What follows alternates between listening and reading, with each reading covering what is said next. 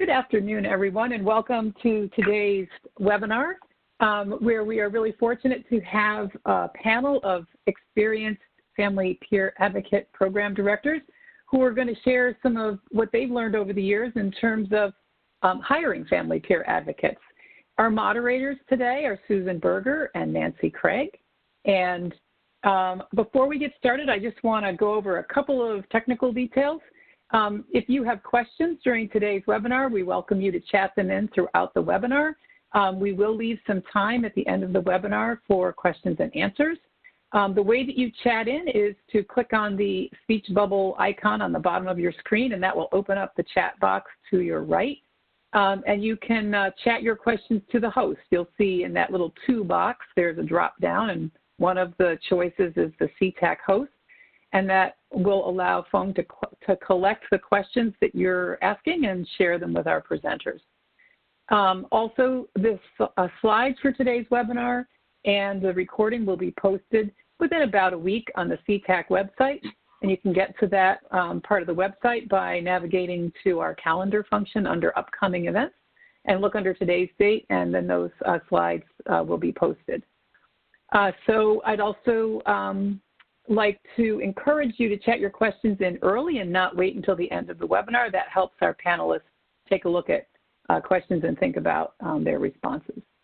And with that, I'm going to turn it over to Susan and Nancy, who are going to moderate this conversation. Hi, everybody. This is Susan. I just want to start talking about this from the perspective of why we decided to have this webinar. It seems like everyone is facing workforce issues, and this is true in all human services areas and for all human services providers, including family peer support services. Hiring family peer advocates. I'm sorry, I'm getting like a lot of feedback, so please bear with me. Hiring family peer advocates is a little bit different because of a couple of things. Frequently, the candidates who you're hiring and interviewing don't have formal training or experience in the field.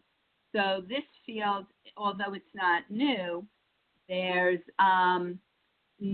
we just started having training and credentialing around family peer advocates. You may have to work closely with your HR department to recruit and hire the right people for this role. So it's a little bit different. The skill set that you're looking for is not necessarily easily defined on paper, like other positions in human services. You may have a smaller pool of candidates because, as we'll talk about, one of the requirements is lived experience raising a child with a disability. The FPA role is pretty complex, and not all candidates will have the skills needed when they're hired. So you need to discern what skills applicants must have coming in trained and what you can train for, and your assessment of their ability and willingness to learn these new skills. And all your staff members, by definition, are juggling a lot of responsibilities, sometimes with or without raising a child. But for family peer advocates, by definition of their role, they're raising a child with a disability among all of their other work and personal responsibilities. So our panelists today don't have magic solutions, but they have experience running family peer support programs and hiring family peer advocates. And we're looking forward to hearing what they have to share with us today. Thanks, Susan. So our next slide talks a little bit about some tips that we can think about as we go through the rest of the slides today. So I know for a lot of people, when we're looking to recruit, we talk about, well, where do I find these parents at? Well, staff, because staff has been working with those parents, which can become FPAs given the opportunity and they so choose. So we should look from within the people that we're serving today. And that we strive for this family-driven, family-friendly workplace. And we talk about what does that mean. That means, as Susan just pointed out, that these are people who are living this life. No matter how old that child is, even if, you get them to transition age, there's still challenges. And the workplace, which is why we need to work with our HR department and with our governance to have some flexibility. It's still a job, so we still have to have responsibilities. But there's things that we can do as an agency to make sure that the people that are raising those children with cross disabilities are also the ones that are probably, some of your best employees. Don't overlook the parents who have received the services, as I said. Clarify the type of flexibility and support that you can offer as an agency for families. And then be ready to describe that role that's realistic. I think when Susan and the trainers do the 2-day PEP, we kind of talk about, a 30-second or a minute elevator speech. And that's the top of the trees. What we want is the reality of what the job looks like. And so that people that come to this job, they want to give back, which is fantastic. But then we have to also remember that they're living that life.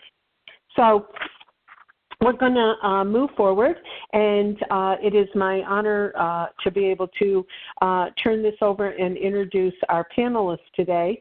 And they're going to talk a little bit about their experience in their agency so that we get to know them a bit.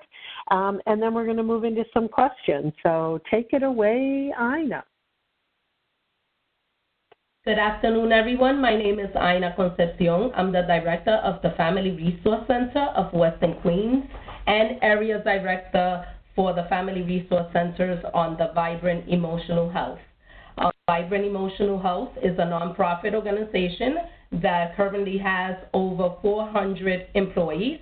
I supervise 30 family peer advocates, and it's been a pleasure to do so. A little bit about myself is that I came to Vibrant Emotional Health as a parent having a child with special needs, and I did not know where to go or what services to look for my child, and thanks to one of the family resource centers, I was able to get connected and get the services.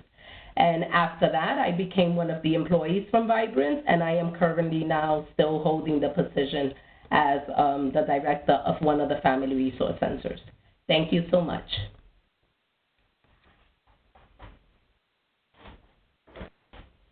Hi, everybody. Can you hear me? This is Kerry Whelan-Megley. I am the Executive Director of Family Ties of Westchester. Family Ties is an independent, community-based family support organization. We have a 30-year history here in Westchester County, partnering with the County Department of Community Mental Health, Department of Social Services, school districts across Westchester County, as well as all the other human service nonprofit organizations. We're a little bit unique in our service delivery model. We operate 4 family resource centers. These are open access centers in the communities of Peekskill, Osney, Yonkers, and in Mount Vernon. In our 30-year history, we've also had offices, depending on finances and funding streams, in New Rochelle, Port Chester, and Mount Kisco. And basically what that means is that any parent can walk into one of our resource centers at any time to ask for support. So we have a range of issues and needs that come up from parents whose children have been hospitalized, parents who are involved in child welfare, down to basic questions about how do I access a CSE meeting? My child has been suspended. We have concerns about housing. We have concerns about food. Where's a local food pantry, et cetera, et cetera. So it's a diverse set of issues and concerns that families come to us with. We have about 25 family peer advocates that work in our resource centers. They generally are from the communities where we operate, and we have a very diverse staff, so they do reflect the communities that we operate in. My personal background is a lot like Ina's. I actually came to Family Ties as a social work intern 20 years ago. And at the time, I was going through a lot of challenges with one of my children who was only 4 at the time. And it was really the support of my colleagues, the encouragement, the connection to services, the ongoing education I got that I graduated from graduate school with a degree in social work, but stayed and have been here for 20 years. And I really credit my colleagues, our partners, the opportunities that I've had as the kind of backbone for being able to raise my own children and being able to watch other staff members and family members grow in the same way I have has really made this a very rewarding career for me. So I'm looking forward to partnering in this conversation. Thanks, Kerry. And Kathy? Hi, my name is Kathy Holmes. I'm a family peer advocate and also the director of family-driven care at Hillside Children's Center. I've been with Hillside for about 19 years. 12 years of that has been in family support services, and 7 years have been in other community-based programs. Hillside is a large family and youth nonprofit agency, and we employ about 2,000 across all of Western New York and into Central New York, across all of our affiliates.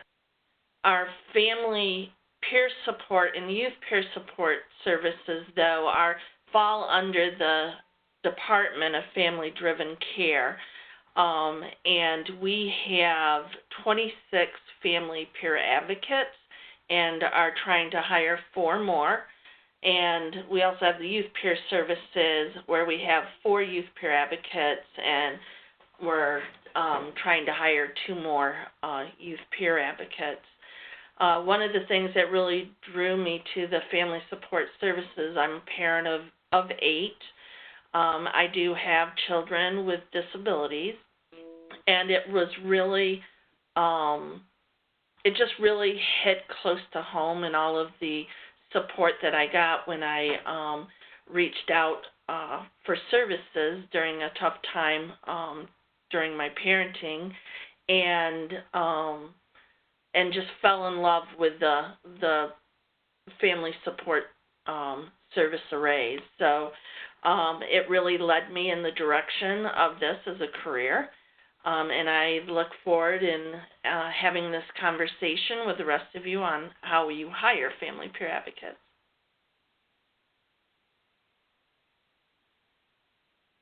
Thanks, Kathy. So the way we've structured this webinar is that we have a series of questions that we've been asked often, and we're going to put those to our panelists, and we'll have a conversation that kind of comes out of that. And as Ann said, you'll have the opportunity to ask questions at the end. So the first question that comes up is, what do you think are essential qualities and skills for a family peer advocate? So what kind of mindset and personal characteristics do you look for? And are there any top skills that you interview around? So, Kerry?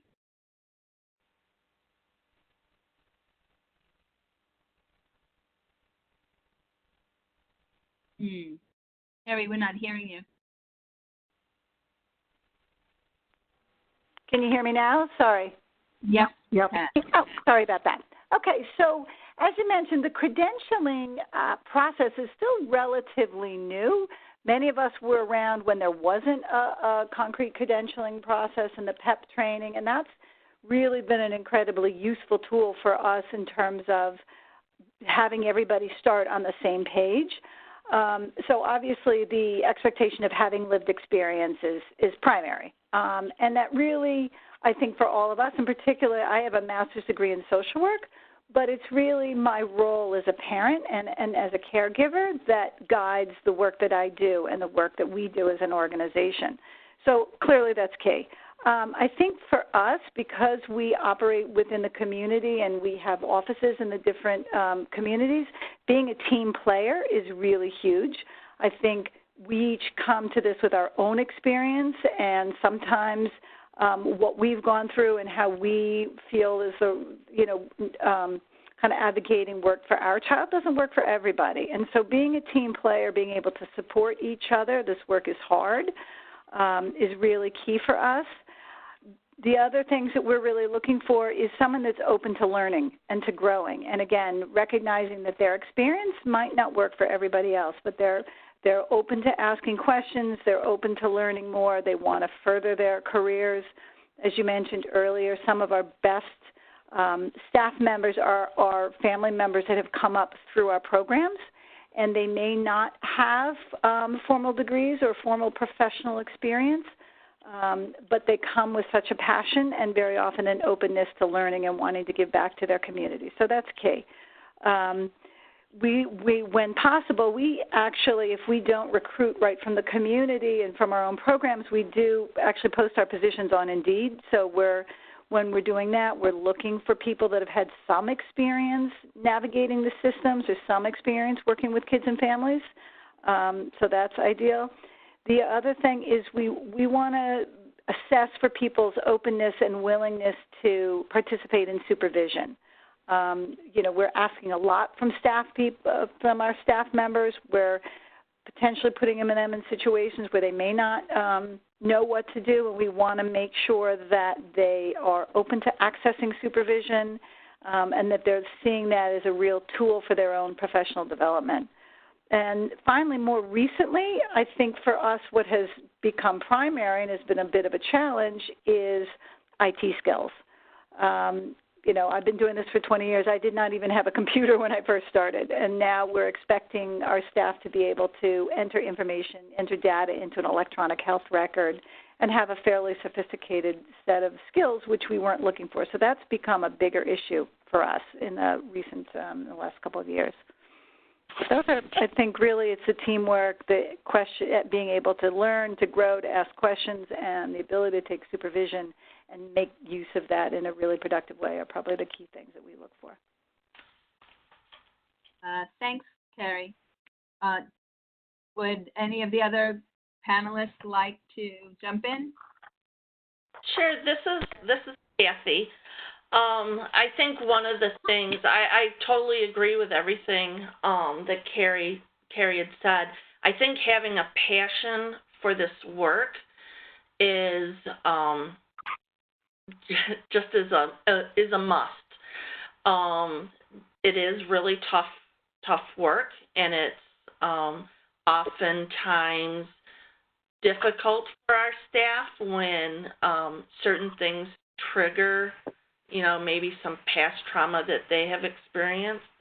I think the good communication skills and engagement skills are also a must.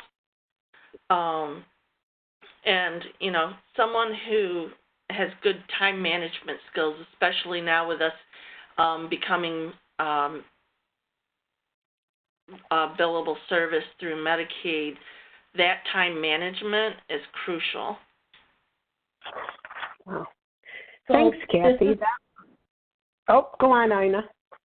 Hi, everyone. So this is Ina. I totally agree with everything that Kerry and Nancy have stated.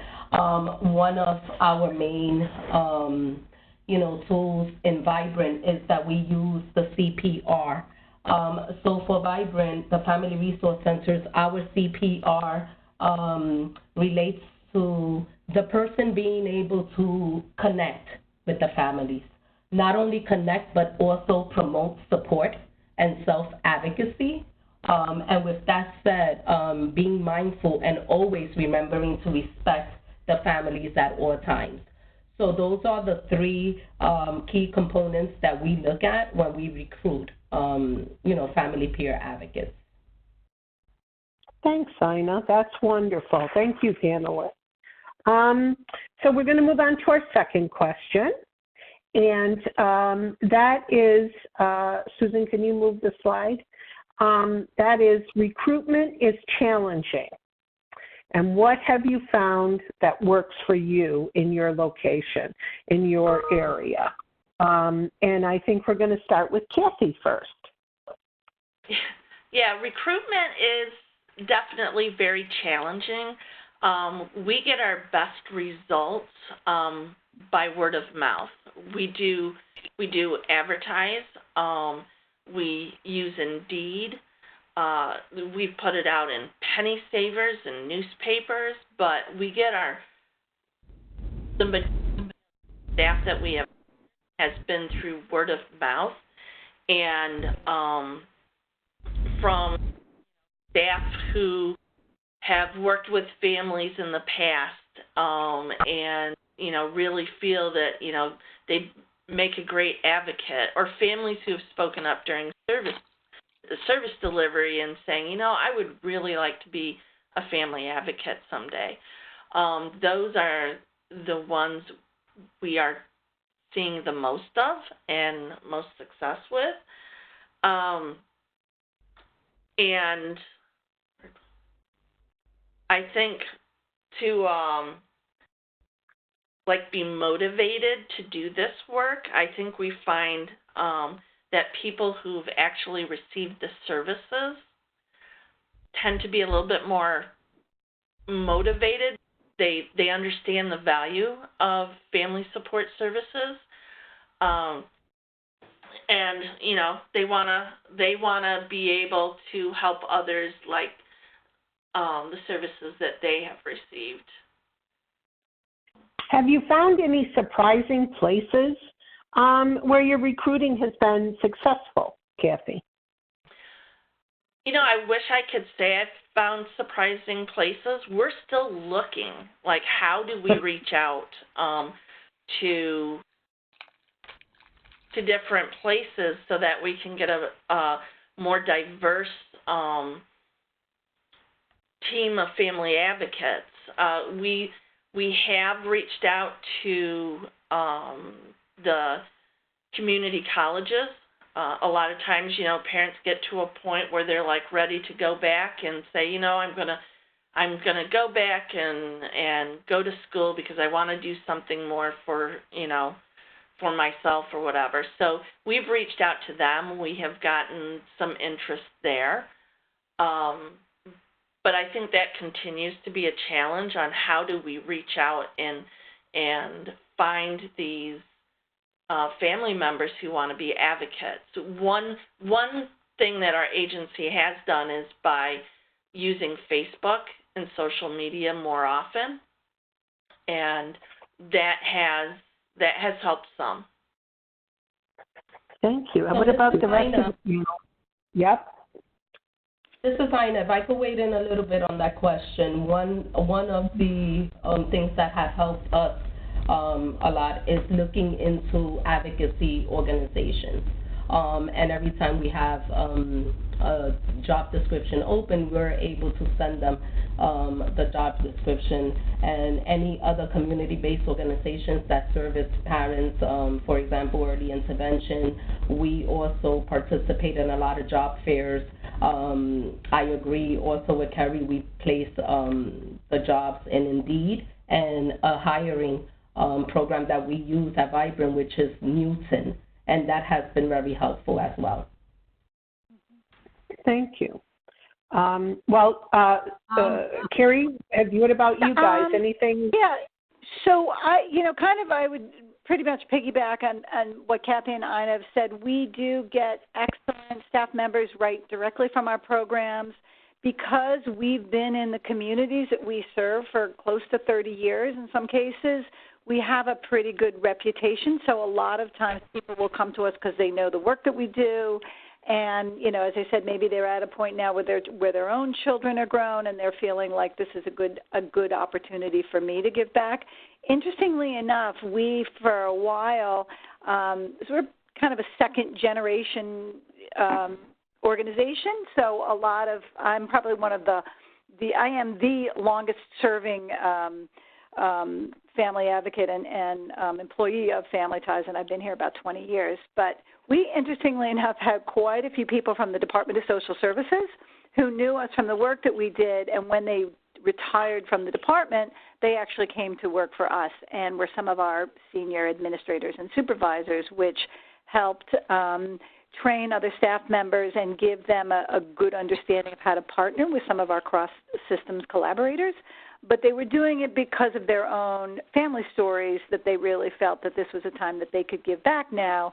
They had their pensions through the Department of Social Services or Department of Community and Mental Health, so they were able to work at a salary that we could offer, but it was a less stressful role for them. And so we actually had quite a few people, and still do, as a matter of fact, that worked for the county, which is sort of an interesting and rather surprising source, but it's really worked for us. Wow. I just have one more question before we move on, and that is, any advice about hiring from within? What if families are still receiving services from you and in the service system? Do you have some advice for the folks that are listening in about that? If I'm receiving family support from you, can I still work for you? This is Ina Concepcion for that question. On the Vibrant, yes, we are able to hire families or caregivers that are being serviced by us. The only thing that we ensure is that if given the opportunity and the person is hired, we try to place them not in the program that they are actually being serviced, but in one of the other FRCs. Thanks, Ina. Kathy, you were going to speak? Yeah, and what Ina said actually is exactly what we do.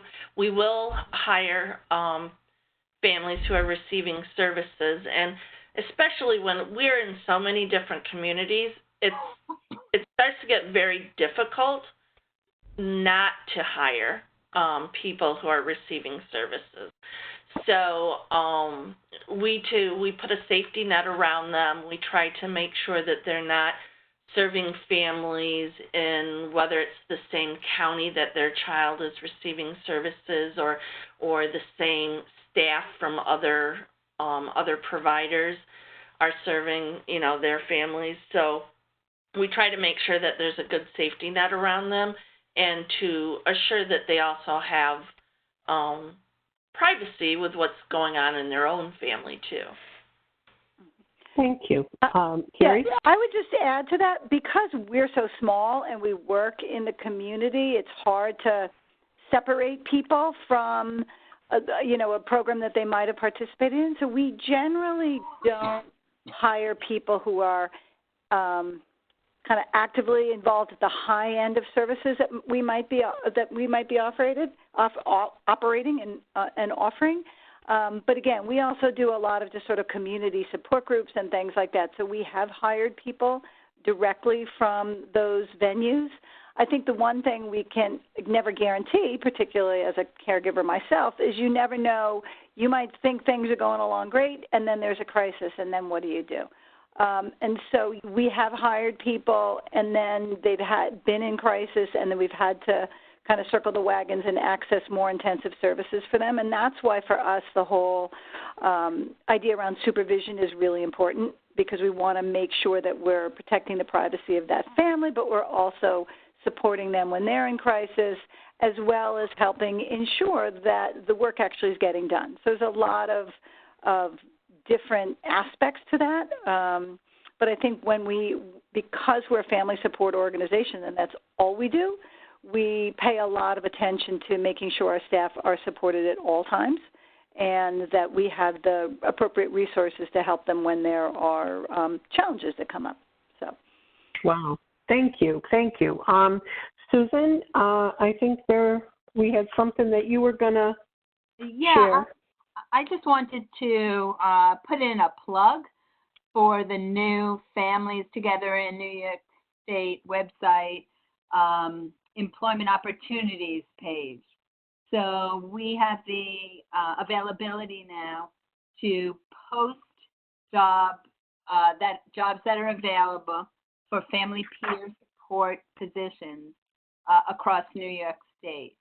So if you do have a new position opening, along with the other approaches to recruitment that you're taking, feel free to send your posting to us, or you can send it to me, and then I'll get it to the person who posts it on our website. Usually we keep the postings up for about a month. So, we feel like if you want it longer than that, you just let us know and we'll keep it a little longer. So thanks everybody for your answers about the recruitment question. Sorry, I'm still getting the feedback. And let's go on to the next question, which is about screening candidates. So how do you screen your candidates? Do you have specific questions that you use? What kind of application form? Do you require a cover letter? And do you do a telephone screening? So these are some of the questions or sub-questions that we've heard people ask. And I think Kathy is going to take this one first. Yes. So all of our postings are very clear on the lived experience piece of it. When they apply for a position with us, it is all done online. In a lot of ways, this is great. It's a good way to see how they work with the computer skills. And we also require that they have a cover letter that really details and addresses their lived experience. That has to accompany their application. After that, we do a telephone screening, and that's when we get into a little bit more of what the position is about, how much time, it really takes to provide the work. We want to get a little bit more information about their lived experience, and it's just a great way to get to know them a little bit better before we bring them in for an interview. Now, with Hillside, our agency is large, and we do have an HR department.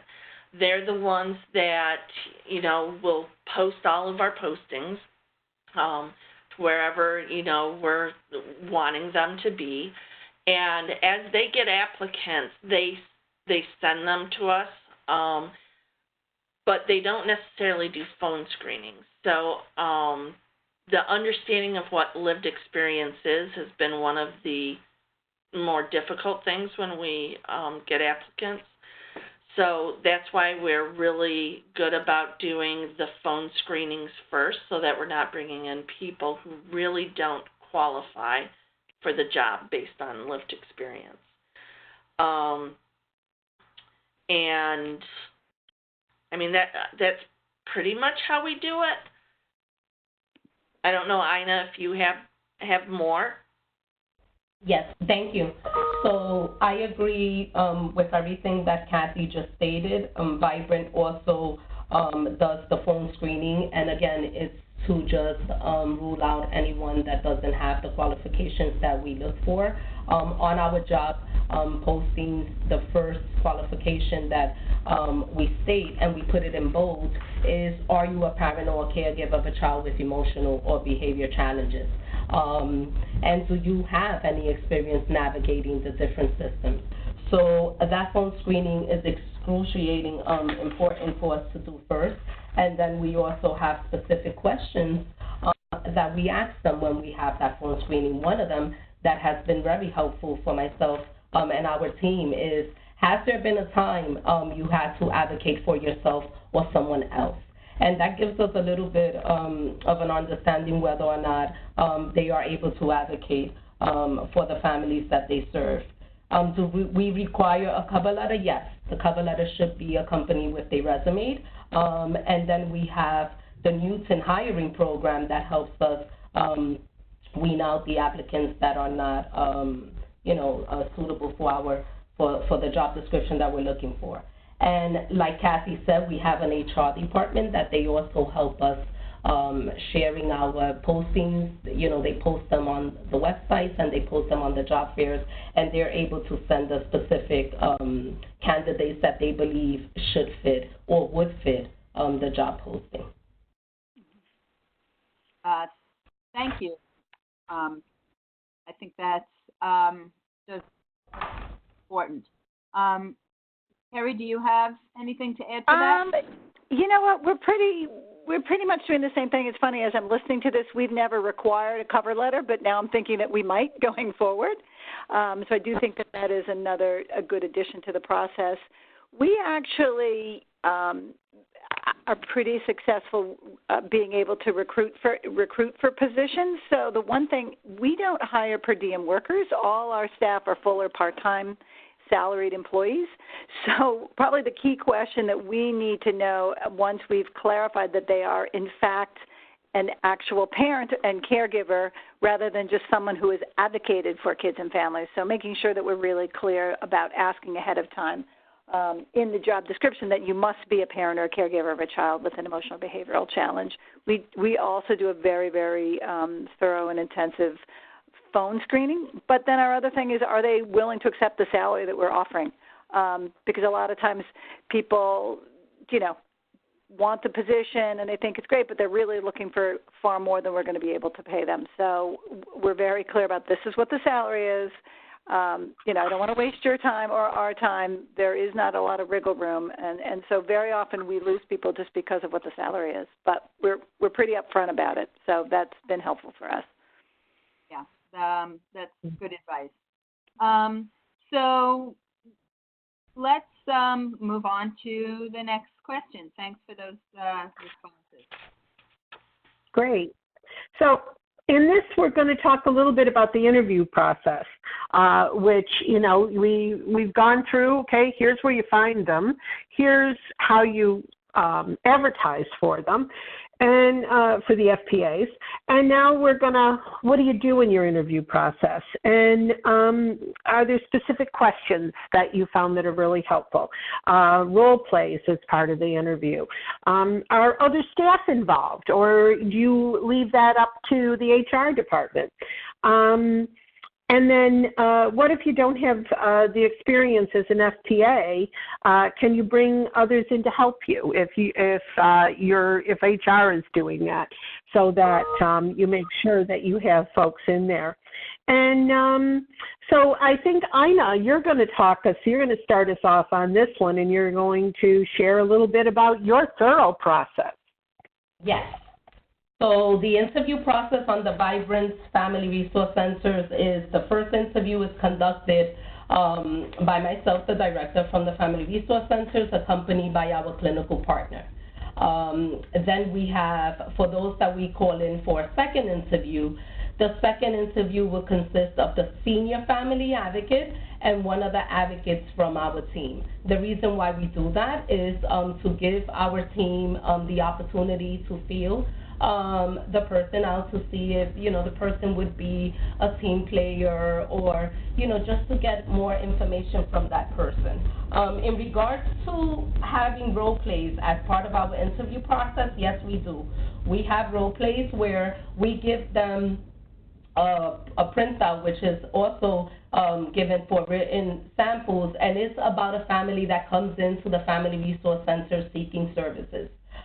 When we give them those scenarios, we are looking for, one, what are their writing skills? Two, are they able to pull out from that writing sample and the role plays the strengths of the families? Are they able to identify the needs of the families and then work on the goals and the steps to get to those specific goals? So that has been very helpful in our part. Again, like I had mentioned before, one of the specific questions that we asked during the interview process is, has there been a time you have advocated? We also asked them, what is it like for you to work in a community where there is a stigma in reference to mental health care? How would you discuss that with a parent or a caregiver? And how would you help that parent or caregiver identify the systems or the challenges without judging someone? So those have been very helpful. Wow. Oh, thank you so much, Ina. That's great. Anything else from our other? And we're moving on time here. So unless you've got something really burning, Kathy and Kerry, we'd like to move on to the next question. I just want to put a shameless little plug in for the parent advisors who can help with interview, help with gathering questions, job descriptions, advertising, all of those kinds of things that you might not know how to start or get, or maybe just looking and tweaking. Sometimes you've got something really good and just having other eyes on it that might be able to be helpful. So please reach out to your parent advisors. Kerry and Kathy, anything that was burning that Ina, that you guys do that maybe you want to share? Or we can move right on. I think Ina covered it pretty clearly. We do a lot of similar things with writing samples and stuff. So. I agree. Same thing. Yeah, we can. Okay. Thank you, ladies. And now we're going to move on. Okay, great. So, sorry about the slides moving around. But our next question is, how do you evaluate an applicant's skills? How do you check for writing skills, for computer skills, for experience, or how well the potential advocate knows what they know about facilitating groups and some other issues? So Kerry is going to take this first. Thanks. And I want to be totally transparent, is that we are a work in progress here. So, this is certainly not the last word. I think this is an area where we can learn more as well. Historically, we've done, as I said, a pretty intensive screen phoning interview, and it wasn't until just the last year or so that we started asking for writing samples from people. Historically, that wasn't something we had done. I took over as executive director about 3 years ago, and sort of formalizing the process has been one of the things that I've been working on. But so we do that. We do a scenario, and the applicants are required to submit a writing sample where, again, we're identifying the strengths of the families, we're identifying challenges and goals, and coming up with some preliminary ideas about how they can be supportive.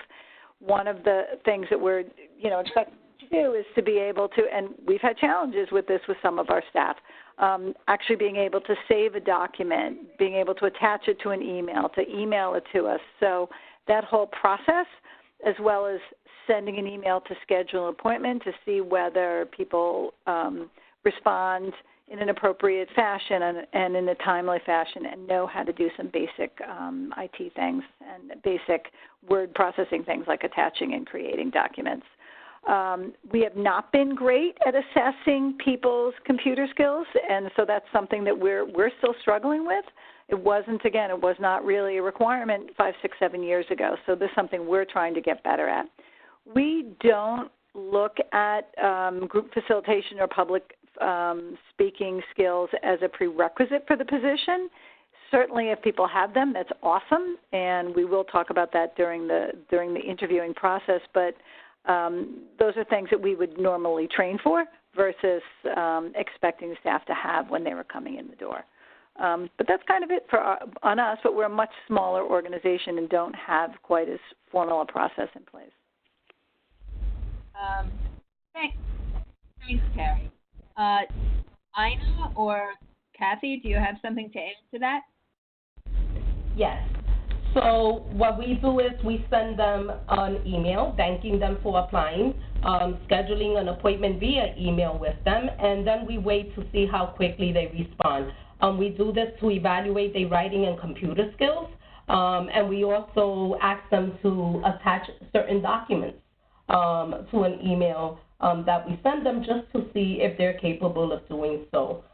In regards to facilitating groups, just like Kerry said, we try our best to train them when they come on board to facilitate, give them a training on facilitations of groups. However, during the interview process, we ask them the question, if while leading a group, one of your participants begins to get loud or curse or refuses to leave the room, how would you approach that situation?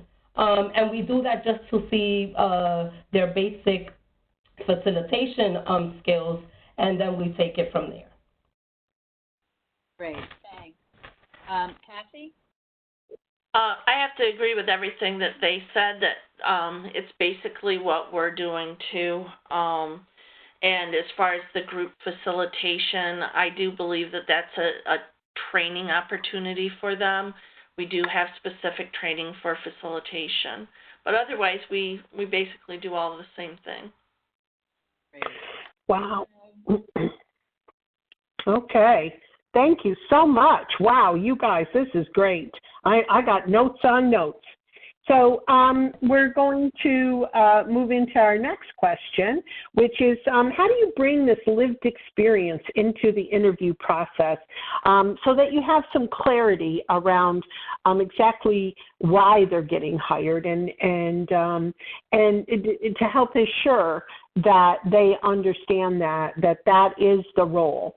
So given that lived experience is such an important part of family peer support, how do you bring that in? How do you help people feel comfortable sharing that expertise, their experiences? You know, it's kind of hard. This is an interview. I interviewed for New York City Parent Advisor, and one of our people said this was the strangest interview they've ever had because it talked all about that lived experience and their history and what helped them, what harmed. Are there questions that you use that prompt them to talk about their experience, and are there limits to what you can ask legally? You know, what have you done to date? So, Ina, if you could lead us off on this discussion. I know it's a lot of things to cover in a short period of time, so, and it's really important for our group. Thank you. So given that lived experience is such an important part of the family peer services support, the way that we bring it in is that it is posted and bold on our job descriptions. What do we do to help the people feel comfortable with sharing their experiences? At the very beginning in the interview process, we share with them that we too are parents and caregivers of children with special needs, and that we have been there to witness, to experience, you know, being felt like feeling alone, not knowing where to go, being judged. So that helps them a little bit to open up a little bit more to our questions. Are there any specific questions that we use to prompt them? Yes. Again, my favorite one is tell me a little bit about that time when you had to advocate for yourself, someone, maybe a child, and that helps them open up a little bit. Are there any questions or limits to what we ask? Yes, there are. We have a spreadsheet of questions that we use, and we always run it through our legal department to ensure that we will not be liable for asking questions that we're not supposed to. So we try to stay away from asking anything from, you know, what are their birthdays, how many children they have, what languages do they speak, what country they come from. So things like that we try to limit in asking, and it's been very helpful.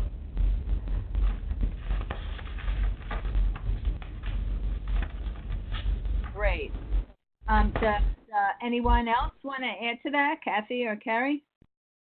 This is when we do our interview process, we do introduce our panel, and it is usually made up of all family members who have, a child with a disability, and we explain that the whole department, that we share that same lived experience, and that kind of opens it up a little bit. We do ask some questions like, what experience do you have in advocating in different systems for your child? And like Ina said, just tell me a story about when you were advocating for your child. So hopefully right from the beginning of the interview, they kind of understand that we're coming from, we've walked in their shoes. Mhm. Great. Yeah, that's a really good way to get people to talk about their lived experience. And as we've mentioned, this is one of it's kind of like the center requirement for this. And one question I do try to ask is, do you think that you're at the place in your life that you can do this, that you're ready to give back to others? And because that's what we have found in the past, if they're not ready yet to take this on as a job, helping others, if they're in the middle of a crisis, it's difficult for them. So, we always ask them, do you feel that you're in the right spot in your life now that you can start doing this for others? Wow, that's great. Thanks. We actually have one more question, which is kind of a basic overall question. And in the interest of time, I am going to suggest that we move past this question so we can answer some of the questions that you all have. So I have a couple of questions that we got from you guys, and I'm going to read them out, and I think that I can answer the first two if you'll put up with my feedbacky responses. So the first question that we have is, how many credentialed family peer advocates are currently in the workplace in New York City? So I don't have that exact number, but I can get that for the group. And we can send the answer to that out when we post the PowerPoint for this webinar and the recording. But I can tell you that statewide, there are over 400 credentialed family peer advocates. So there are quite a few across the state. The second question is, after hiring a family peer support worker, how long do we have to get them credentialed? Well, as soon as you want to start billing for the work of that advocate, they would need to be credentialed. So just information on getting an advocate credentialed. They would need to do 14 online modules, which take about an hour each, and then they'd need to apply for a provisional credential. Once their provisional application is approved, then the agency can start billing for those services. Typically, in our policies, we allow 4 to 6 weeks for our department to review the credential applications. But in reality, we usually are able to do an initial review within 2 weeks. If there are things missing, then we'll let the advocate know along with the supervisor, and you can, then the advocate sends in the missing documents. And then we'll review it, pretty immediately after that. So I guess the long answer is it takes, the time it takes relates to the completeness of the application after the advocate does the 14 module. The next question is, do you provide any opportunities for the families you serve to practice leadership or advocacy skills in a way to try out the role, perhaps as a volunteer before they're ready to fully take on the role of FPA? And I'm going to throw that out to our panelists. So this is Kerry. I'll jump in. We because we're so small and everybody knows everybody, we have a total of 30 staff. We never did this in a formal way, but more recently we started a parent advisory council within the organization, so to kind of develop leadership within the organization, and we do foresee that being perhaps a stepping stone to employment. So it is something that we've started to do, and we've partnered with another organization that's a pure advocacy organization to do some more formal advocacy training that we've opened up to family members and as well as staff. So we're looking for ways to develop advocacy skills and to be able to bring in more people from the community and from our programs. So that's something we've just started doing. And this is Kathy.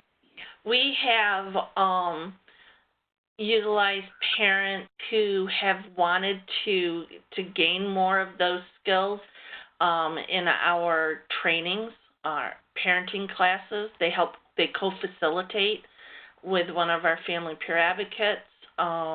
When we have our empowerment groups, which are kind of like support groups with some education in there, they might help co-lead one of those groups.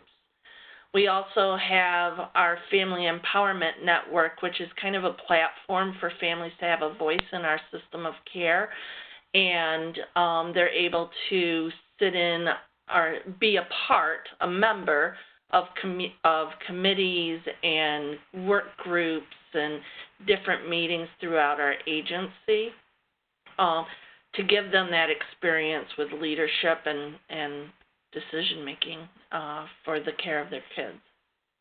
Great. Thanks, Kathy. So before we end the webinar, I just want to take a minute to talk about what we're doing in 2020 around hiring family peer advocates. So we're developing a family peer advocate toolkit, and it's really, as it says, a compilation of tips and resources, possible template of job postings, job descriptions, sample applications, that kind of thing.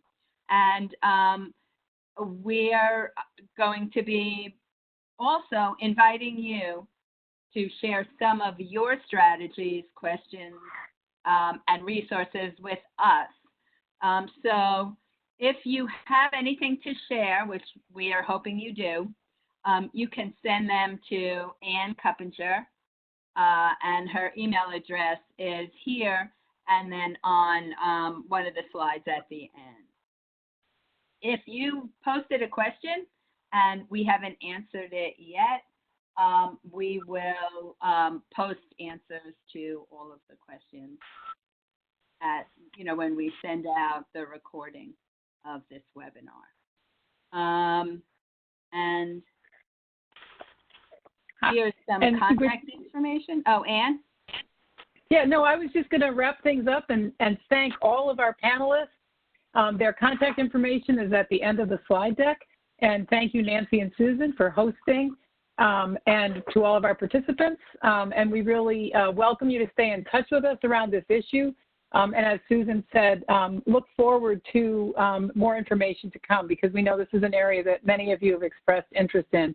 So please reach out with specific questions and requests regarding upcoming webinars. And I hope you all have a wonderful afternoon. And again, thank you very much to all of our panelists and moderators. Yep. Thank you. Thank you. Thank you. Have a great day. Bye-bye. Bye-bye.